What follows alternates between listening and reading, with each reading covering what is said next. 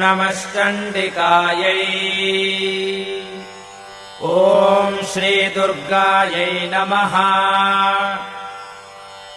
शिव उवाच देवि त्वम् भक्तसुलभे सर्वकार्यविधायिनि कलौ हि कार्यसिद्ध्यर्थम् उपायम् ब्रूहि यत्नतः।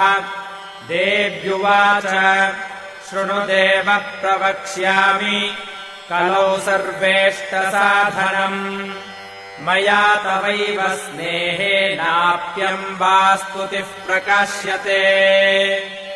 ॐ अस्य श्रीदुर्गा सप्तश्लोकी स्तोत्रमन्त्रस्य नारायण ऋषिः अनुष्टुप् श्रीमहाकाली महालक्ष्मी महासरस्वत्यो देवताः श्रीदुर्गा प्रीत्यर्थम् सप्तश्लोकी दुर्गापाठे विनियोगः।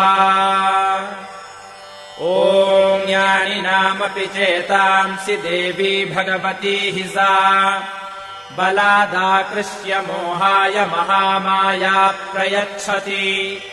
दुर्गे स्मृता हरसि भीतिमशेषजन्तोः स्वस्थैः स्मृता मतिमतीव शुभाम् ददासि। दारिद्र्यदुःखभयहारिणिका त्वदन्या सर्वोपकारकरणाय सदार्द्रचित्ता। सर्वमङ्गलमाङ्गल्ये शिवे सर्वार्थसाधिके शरण्ये त्र्यम्बके गौरि नारायणि नमोऽस्तुते। शरणागतदीनार्तपरित्राणपरायणे सर्वस्यार्तिहरे देवि नारायणि नमोऽस्तुते।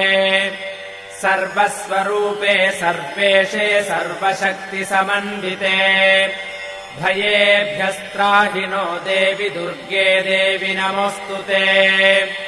रोगानशेषानपहंसि तुष्टारुष्टातु कामान् सकलानभीष्टान्। त्वामाश्रितानाम् न विपन्नराणाम् त्वामाश्रिताख्याश्रयताम् प्रयान्ति। सर्वाबाधाप्रशमनम् त्रैलोक्यस्याखिलेश्वरि एवमेव त्वया कार्यमस्मद्वैरिविनाशनम्। इति श्रीसप्तश्लोकी दुर्गा सम्पूर्णा।